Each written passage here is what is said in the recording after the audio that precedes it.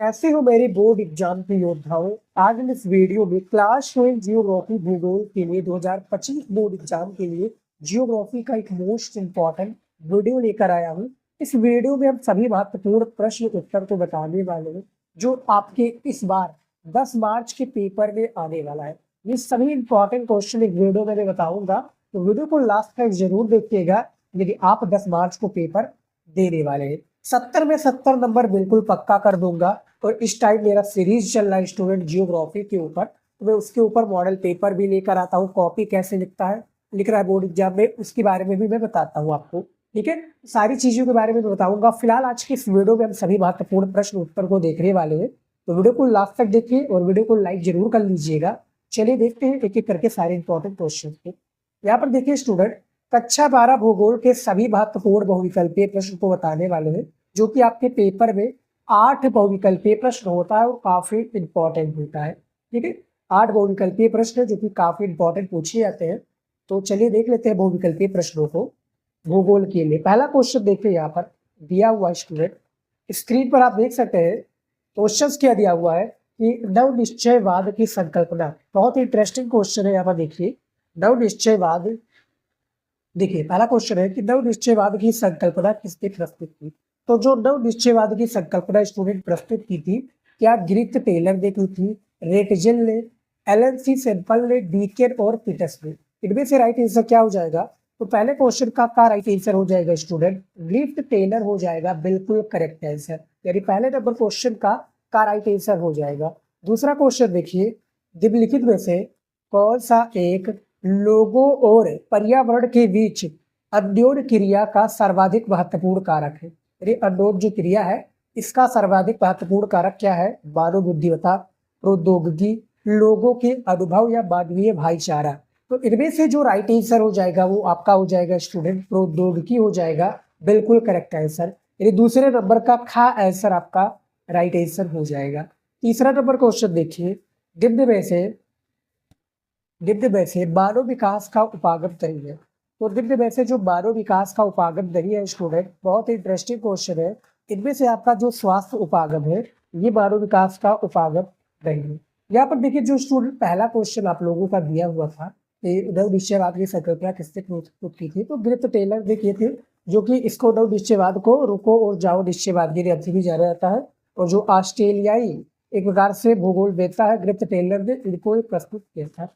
ठीक है, तो तीनों क्वेश्चन का राइट आंसर यहाँ पर आप देख सकते हैं। जो क्वेश्चन हमारा तीसरा पूछा गया था, ये 3rd चैप्टर से लिया गया क्वेश्चन है कि निम्न में से मानव विकास का उपागम नहीं है, तो वो आपका स्वास्थ्य उपागम, यानी तीसरे का आंसर बिल्कुल सही हो जाएगा। और क्वेश्चन देख लेते हैं। यहाँ पर देखिए स्टूडेंट, चौथा नंबर क्वेश्चन देखिए कि निम्नलिखित में से कौन सी प्राथमिक क्रिया नहीं है। यानी इनमें से वो कौन सी है जो ये प्राथमिक क्रिया नहीं है? आखेट, कृषि, खनन या विनिर्माण, परिवहन। विनिर्माण या परिवहन, तो इसे आपको बताना है। इनमें से जो राइट आंसर हो जाएगा स्टूडेंट वो आपका हो जाएगा विनिर्माण परिवहन हो जाएगा, बिल्कुल करेक्ट आंसर, जो कि प्राथमिक क्रिया नहीं है। ठीक है, इतना समझ में आ गया आपको। उसके बाद में देखिए यहाँ पर देखिए 5 नंबर क्वेश्चन दिया हुआ है स्क्रीन पर। भूगोल का ये मोस्ट इंपॉर्टेंट क्वेश्चन है कि श्वेत क्रांति संबंधित है। तो श्वेत क्रांति जो संबंधित है किससे संबंधित है? मैंने काफी बार बताया स्टूडेंट, ये दुग्ध उत्पादन से संबंधित है और 1970 में क्रांति प्रारंभ हुई थी। ठीक है, श्वेत क्रांति जिससे संबंधित है दुग्ध उत्पादन से। 6 नंबर क्वेश्चन देखिए, निम्नलिखित देशों में से कौन विश्व का प्रमुख गन्ना उत्पादक देश है? तो निम्नलिखित देशों में से भैया विश्व की बात हो रही है, वर्ल्ड वाइड बात हो रही, तो आपका ब्राजील हो जाएगा। लगभग 768 बिलियन टन एक प्रकार से गन्ना यहाँ पर उत्पादन प्रतिवर्ष किया जाता है। भारत की बात की जाए स्टूडेंट, तो सबसे अधिक जो गन्ना उत्पादन वाला राज्य है वो भारत का आपका हो जाएगा उत्तर प्रदेश,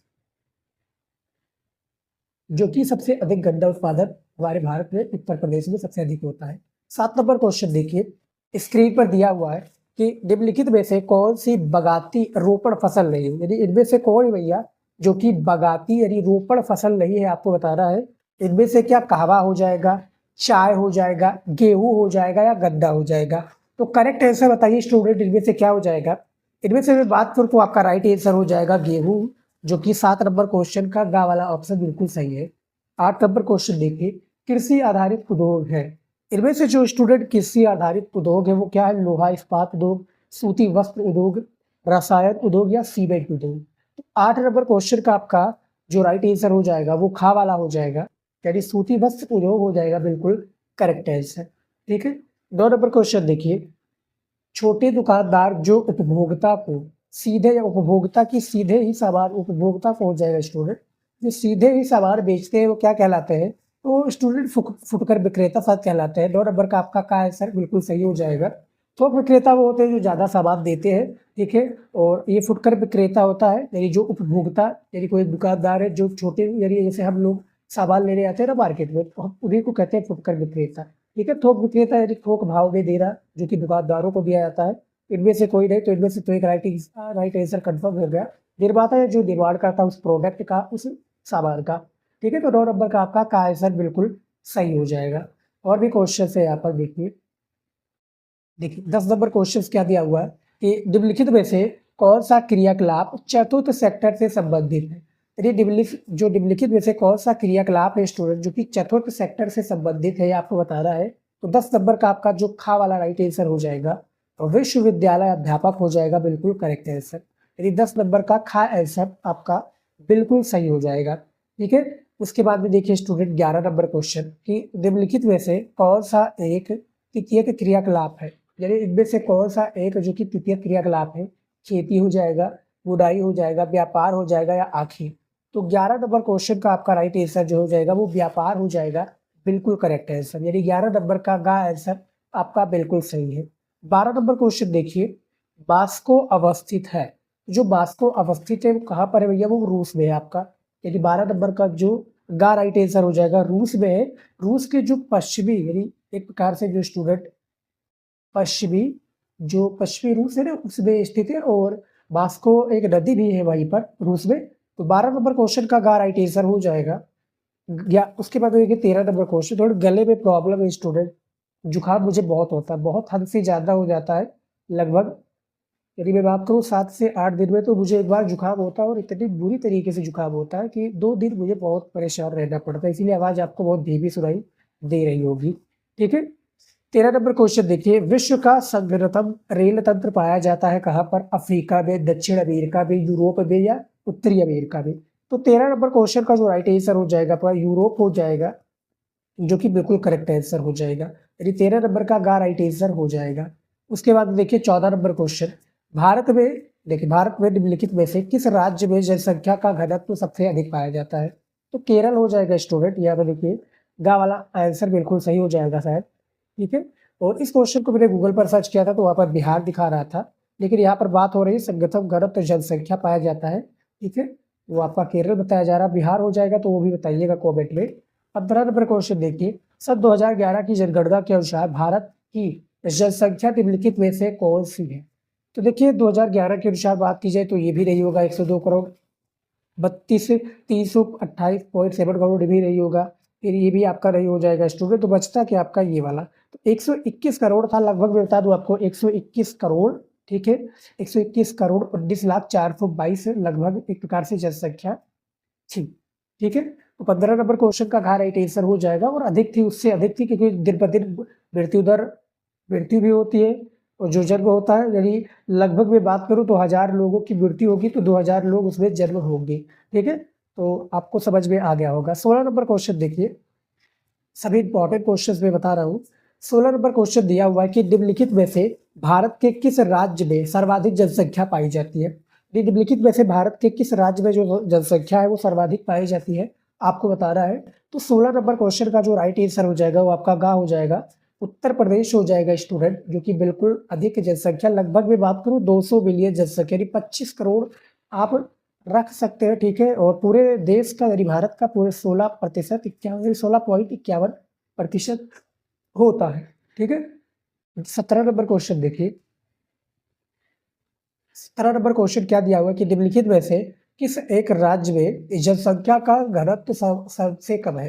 अरे निम्नलिखित में से किस एक राज्य में जो जनसंख्या का घनत्व है ये सबसे कम है, ये आपको बताना है। तो आपका क्या पश्चिम बंगाल हो जाएगा, पंजाब हो जाएगा, उत्तर प्रदेश हो जाएगा या केरल हो जाएगा। तो हमें याद रखिएगा स्टूडेंट, हमें इन्हीं ऑप्शंस के थ्रू बताना है। ठीक है, बाहरी हमें कोई भी क्वेश्चन का जो ऑप्शन दिया हुआ है नहीं दे रहा है।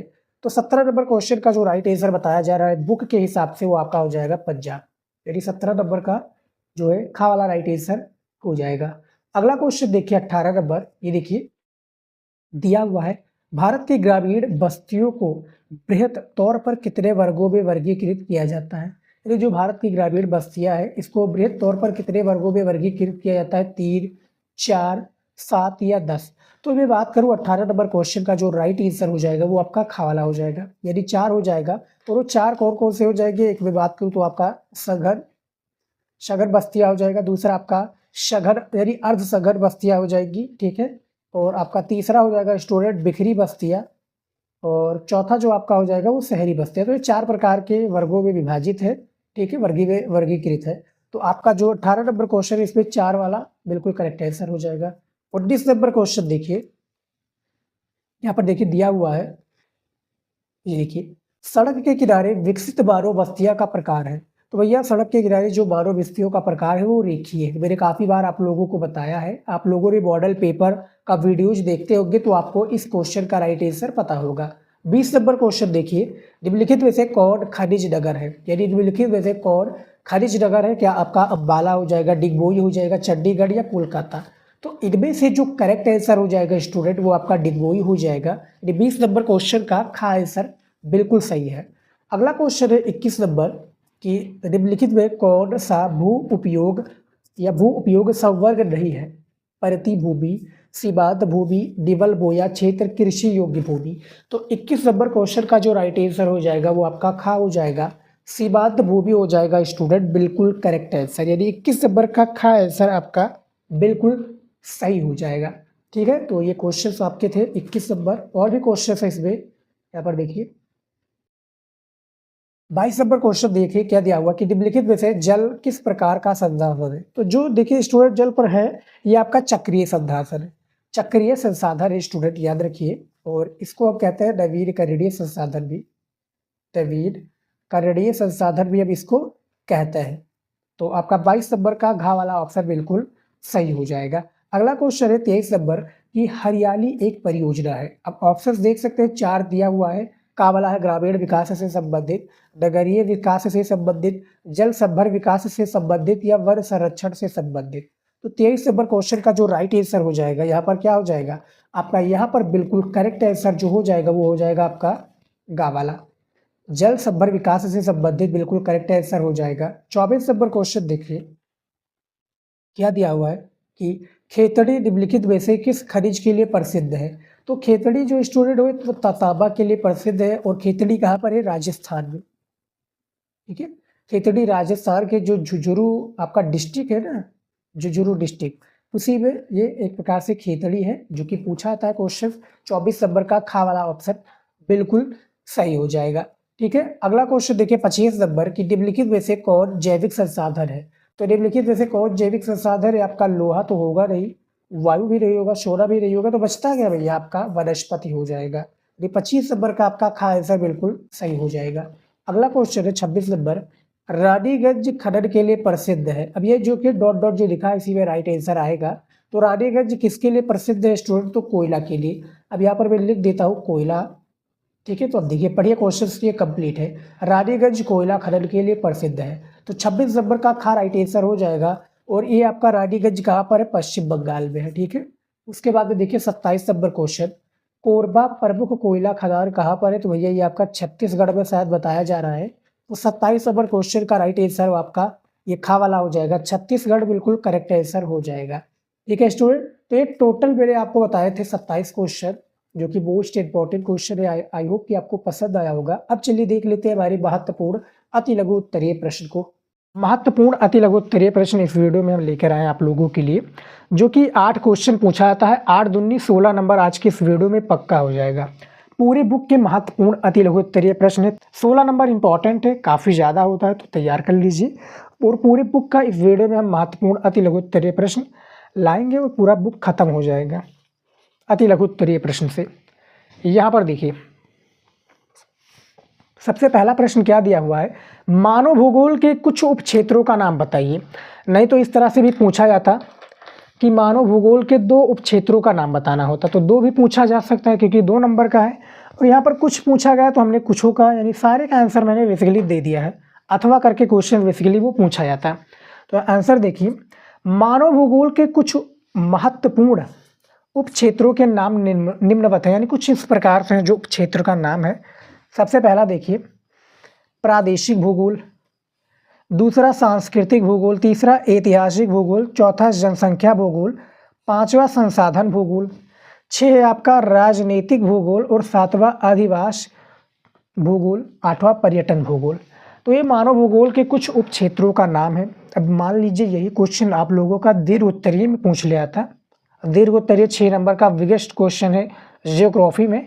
तो इसका बारे में भैया आपको पूरा डिटेल में आंसर देना होता कि मान लीजिए प्रादेशिक भूगोल किसे कहते हैं, सांस्कृतिक भूगोल क्या होता है, संसाधन भूगोल क्या होता है, पर्यटन भूगोल क्या होता है। तो पूरे का आंसर आपको पूरा डिटेल में देना होगा। हमने इस पर भी वीडियो बनाया हुआ है, जाकर देख लीजिएगा। लेकिन इस वीडियो के बाद में अभी तक जिन भी स्टूडेंट ने कुछ भी नहीं पढ़ा है, आज के इस वीडियो को देख लूँ, काफ़ी ज़्यादा इंपॉर्टेंट है।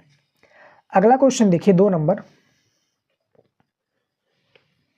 यहाँ पर देखिए एलन-सी सैंपल द्वारा दी गई मानव भूगोल की परिभाषा दीजिए। एलन-सी सैंपल की द्वारा दी गई मानव भूगोल की क्या आप लोगों को परिभाषा देना है। तो यहाँ पर देखिए मानव भूगोल अस्थिर पृथ्वी और क्रियाशील मानव के बीच परिवर्तनशील संबंधों का अध्ययन है। जो एलन-सी सैंपल है कौन है, जियोग्राफिस्ट है, यानी तो यानी क्या है भूगोलिस्ट यानी जियोग्राफिस्ट हैं। तो यहाँ पर देखिए एलन-सी सैंपल द्वारा दी गई मानव भूगोल की परिभाषा यही है कि मानव भूगोल अस्थिर पृथ्वी और क्रियाशील मानव के बीच परिवर्तनशील संबंधों का अध्ययन है। 2 नंबर मिल जाएगा। ज़्यादा बड़े में इसका आंसर आप लोगों को देने की कोई आवश्यकता नहीं है। इसका आंसर आपको एक लाइन में दे देना है। 25 शब्द इसका होता है। 2 नंबर मिल जाएगा एग्जामिनर के थ्रू से।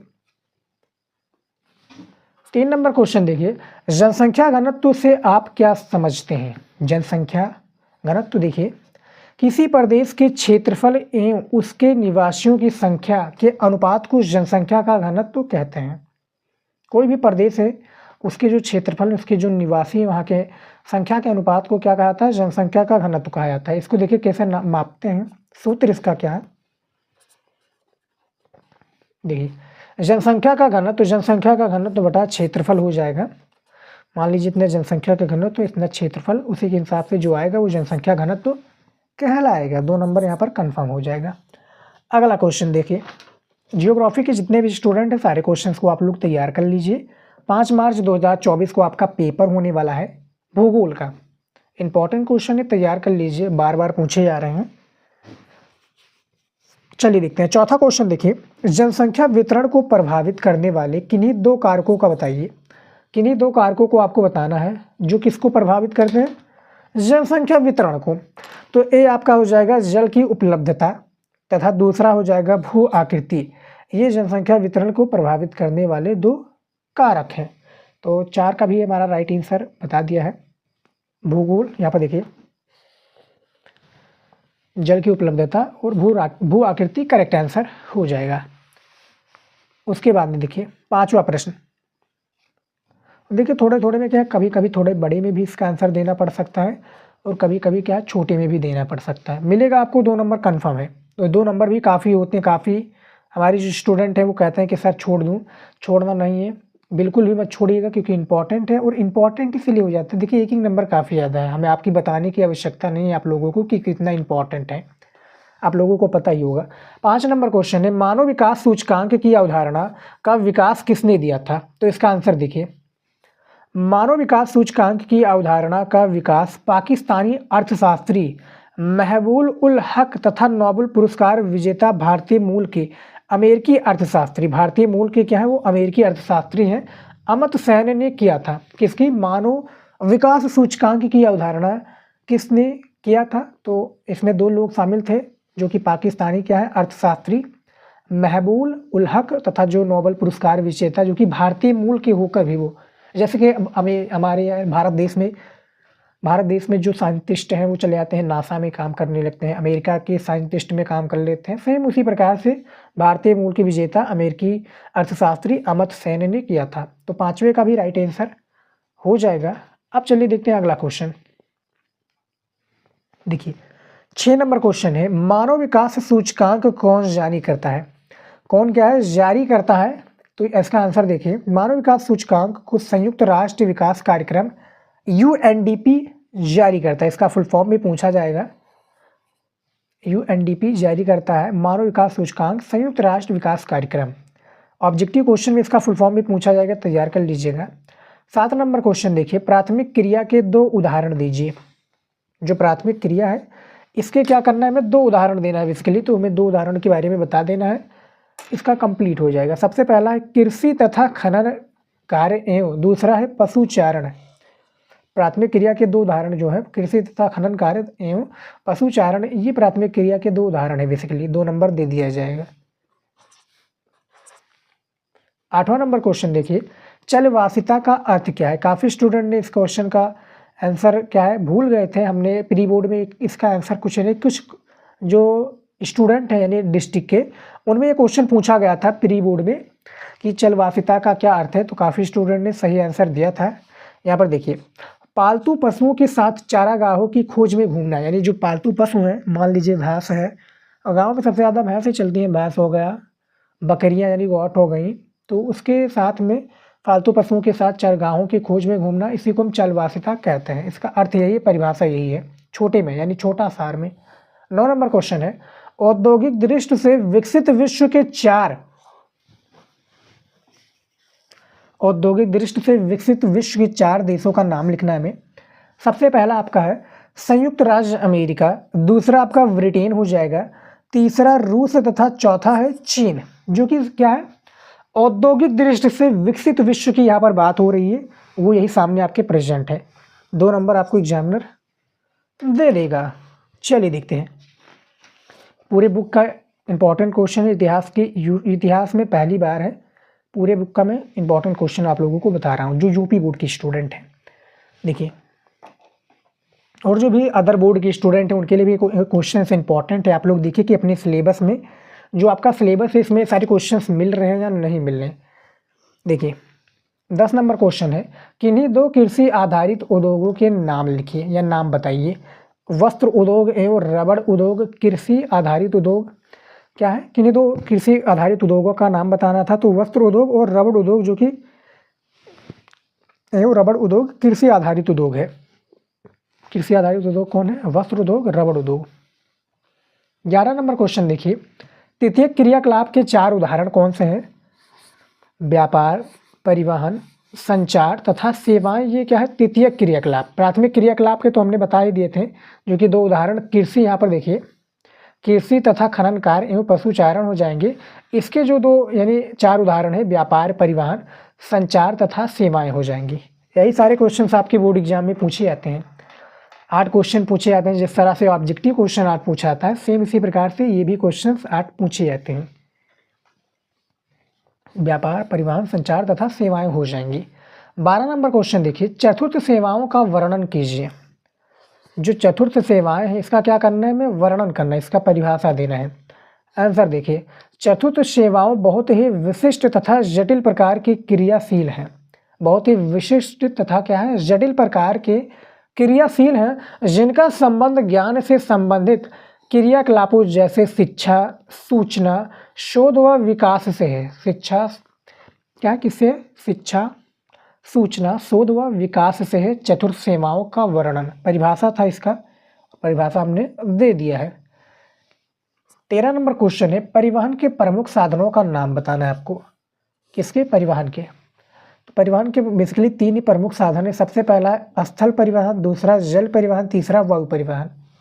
स्थल परिवहन यानी नीचे वाला, मोटरसाइकिल, वैन, ट्रक, ये सब स्थल। जल परिवहन यानी जहाज, पानी वाला जहाज, शिप हो गया। तीसरा वायु परिवहन यानी हवाई जहाज वाला। समझ में आ गया? तो परिवहन के प्रमुख 3 ही साधन हैं। और भी साधन होता होगा तो आप लोग कमेंट में ज़रूर बताइएगा। कमेंट आप लोगों के लिए ओपन है हमेशा के लिए। और स्टूडेंट, आप लोगों की कोई भी डाउट है तो आप लोग निसंकोच हमसे इंस्टाग्राम पर पूछ सकते हैं। लेकिन क्या फालतू हमें वहाँ पर क्वेश्चंस नहीं चाहिए। वहाँ पर जो बोर्ड से रिलेटेड है उसी का आप डाउट पूछिएगा। फालतू पर्सनल चीज़ों के बारे में आप लोग मत पूछिए। पर्सनल चीज़ों के बारे में पूछना है तो हम उसके बाद में यानी बोर्ड के बाद में आप लोग आराम से मिलिएगा, हम आराम से बता देंगे इंस्टाग्राम पर। तो वहाँ पर बोर्ड से रिलेटेड, क्योंकि आप तैयारी अब क्या है कम समय बचा है तो उसमें क्या हमें तैयारी करना है, फालतू की चीज़ें वहाँ पर हमें नहीं करनी है। और ज्वाइन टेलीग्राम जो हमारा चैनल है ज्वाइन कर लीजिए, वहाँ पर मैं फ्री पीडीएफ आप लोगों को देता रहता हूँ जो इंपॉर्टेंट पीडीएफ है। जैसे मैं मॉडल पेपर तैयार कराता हूँ या कोई भी इंपॉर्टेंट क्वेश्चन है जो मुझे लगता है कि बोर्ड में आएगा, तो वहाँ पर मैं फ्री में प्रोवाइड करा देता हूँ। जिन भी स्टूडेंट ने ज्वाइन किया है उनको मिल रहा है, नहीं ज्वाइन किया है तो लिंक मैंने डिस्क्रिप्शन में दिया है, जाकर ज्वाइन कर लीजिए। तो ये प्रमुख 3 साधन थे। 14 नंबर क्वेश्चन है, वायु परिवहन की कोई 2 विशेषताएं बताइए। जो वायु परिवहन की जो 2 विशेषताएं हैं ये आप लोगों को बतानी है। यहाँ पर देखिए, सबसे पहला है वायु परिवहन तीव्रगामी है। तीव्रगामी है, संकट काल में इसका विशेष रूप से उपयोग होता है। संकट काल में यानी कोई भी संकट आ गया, मान लीजिए कहीं पर क्या है, मान लीजिए क्या कहीं पर वो आ गया, एक प्रकार से कहता है बाढ़ वगैरह आ गया, बाढ़ या डैम फट गया, तो वहाँ पर क्या है इसका सबसे ज़्यादा वायु परिवहन का उपयोग होता है रेस्क्यू करने के लिए। जैसे जिस तरह से इंडियन आर्मी के जो जवान होते हैं रेस्क्यू करते हैं, सेम उसी प्रकार से वायु परिवहन के ये 2 विशेषताएं हैं। दूसरा है इससे समय की बचत होती है। इससे क्या होता है, वायु परिवहन से समय की बचत होती है। मान लीजिए कि हमें ट्रेन से लग रहा है 2 दिन, इससे क्या लगेगा 5 घंटा, कंप्लीट हो गया। वायु परिवहन हवाई जहाज वाला ना, यही होता है ना वायु परिवहन की 2 विशेषताएं। देख लीजिए अपने शब्दों में भी इसका आंसर आप लोग दे सकते हैं। अगला क्वेश्चन देखिए, 15 नंबर क्वेश्चन है, विश्व के किन्हीं 2 प्रमुख बंदरगाहों का नाम लिखना है। जो बंदरगाह है, सबसे पहला है लंदन तथा दूसरा सिंगापुर। ये विश्व के 2 प्रमुख बंदरगाह हैं जो कि सबसे ज़्यादा इंपॉर्टेंट है और बोर्ड एग्जाम में पूछे जाएंगे क्वेश्चन। तो लंदन तथा सिंगापुर नाम याद रखिए, विश्व के 2 प्रमुख बंदरगाह हैं लंदन सिंगापुर। 16 नंबर क्वेश्चन देखिए, पतनों का मुख्य उद्देश्य क्या है। पतन बंदरगाह का मुख्य उद्देश्य क्या है, आंसर देखिए। पतनों का मुख्य उद्देश्य जहाज के लिए गोदी लदाने उतारने तथा भंडारण के लिए सुविधाएं उपलब्ध कराना है। पतन वही बंदरगाह वाला कहा जाता है, स्टूडेंट याद रखिएगा। मुख्य उद्देश्य इसका यही है कि जहाज को गोदी लादने उतारने तथा भंडारण के लिए सुविधाएं जो उपलब्ध कराना, यही इसका मुख्य उद्देश्य है और इसका कार्य भी है। अगला क्वेश्चन देखिए, और जिन भी स्टूडेंट को नहीं समझ में आ रहा है आप लोग क्या कीजिए, वीडियो को आराम से रोक लीजिए। कोई कहीं पर नहीं जा रहा है, कोई कहीं पर नहीं जा रहा, क्योंकि कोई कहीं पर नहीं जा रहा, पानी भी बरस नहीं रहा है। ऑफलाइन क्लास चलती तो वहाँ पर पानी बरसता हो तो वहाँ पर प्रॉब्लम हो सकती थी आपको घर लौटने के लिए, लेकिन यहाँ पर कुछ भी नहीं हो रहा। घर पर आराम से बैठकर लेटे हुए कुछ भी कर रहे हैं, तो वीडियो को रोक कर भी क्वेश्चंस को लिख रहे हैं, तो उनके लिए तो बहुत ही ज़्यादा इंपॉर्टेंट है, क्योंकि बुक और क्वेश्चन बैंक में बहुत बड़े बड़े इसका आंसर दिए होते हैं, लेकिन इतना हमें लिखने की कोई आवश्यकता नहीं है हमें, क्योंकि सारे क्वेश्चंस को अटेंड करना है। और इतने में ही समय, मान लीजिए कि 25 शब्दों में, उससे कम में है, 50 शब्दों में देने बैठ जाएंगे तो सारे क्वेश्चंस का क्या होगा। तो 17 नंबर क्वेश्चन है, भारत के 2 सर्वाधिक जनसंख्या तथा 2 न्यूनतम जनसंख्या वाले राज्यों का नाम बताना है। ए आपका सर्वाधिक उत्तर प्रदेश, दूसरा महाराष्ट्र, न्यूनतम में सिक्किम और मिजोरम हो जाएगा। कुछ स्टूडेंट कह रहे होंगे अरुणाचल प्रदेश, तो अरुणाचल प्रदेश इसमें नहीं राइट आंसर है। अरुणाचल प्रदेश जो बुक के हिसाब से था उसमें नहीं है। मिजोरम इसका करेक्ट आंसर हो जाएगा, तो 17 का राइट आंसर यही हो जाएगा। देख सकते हैं वीडियो को रोककर। 18 नंबर क्वेश्चन देखिए, क्या है, भारत में नगरों की जनसंख्या में वृद्धि के 3 प्रमुख कारण बताइए। भारत में जो नगरों की जनसंख्या में वृद्धि के 3 आप लोगों को कारण बताना है। यहाँ पर देखिए, सबसे पहला कारण है नगरों की जनसंख्या की प्राकृतिक वृद्धि। किसकी वृद्धि, प्राकृतिक वृद्धि। दूसरा है अन्य क्षेत्रों से नगरों में जनसंख्या प्रवास द्वारा तीव्र होती है, यानी प्रवास एक स्थान से दूसरी जगह पर, जैसे गांव में हैं लोग, वहाँ पर जाकर शहर में बस जाते हैं तो वो प्रवास होता है, तो वहाँ पर क्या होता है, उसी के हिसाब से जनसंख्या प्रवास तीव्र वृद्धि होती रहती है। तीसरा देखिए, नगरों के विस्तार ने समीपवर्ती गांवों को अपनी सीमा में मिलाकर नगरीय जनसंख्या में आशातीत वृद्धि की है। यहाँ पर आप समझ सकते हैं कि क्या हो रहा है, यानी 18 नंबर क्वेश्चन का आंसर क्या हो रहा है, देख सकते हैं वीडियो को रोक कर आराम से। 19 नंबर क्वेश्चन देखिए, ये 19 है। देखिए, 2 वाणिज्यिक नगरों के नाम लिखना है आपको। वाणिज्यिक नगर, पहला आपका मुंबई तथा दूसरा लुधियाना हो जाएगा। वाणिज्यिक नगर का नाम हो जाएगा, शायद मुझे कुछ गलत लग रहा है, कमेंट में ज़रूर बताइए कि क्या गलत है इसमें। वैसे गलत मुझे कुछ नहीं है, लेकिन बुक के हिसाब से मुझे क्वेश्चन में गलत लग रहा है कि 2 वाणिज्यिक नगर के, कि औद्योगिक नगर यहाँ पर होना चाहिए, वाणिज्यिक नगर पूछा गया तो मुंबई तथा लुधियाना राइट आंसर हो जाएगा।